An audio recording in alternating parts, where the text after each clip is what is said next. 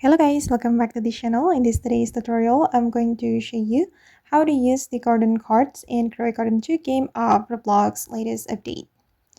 Okay, let's get into it guys. Let me show you the update log, and there is a new item called the garden card. You can flip a card in the Robux shop to reveal a prize. You will be able to get pads, seeds, or gear, or money as the reward.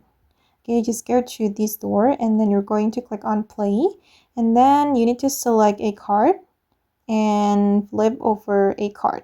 Okay, for the first card it's free and you'll be able to claim it. I got the full common egg.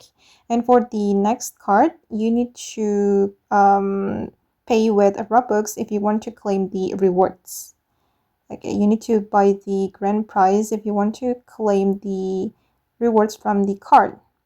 And you can go back in 24 hours. It will be refreshed after 24 hours. So we can go back tomorrow to get free reward, because the first card is free guys, and we can get egg, pad, seed, or money from the card. Wow, that's so cool.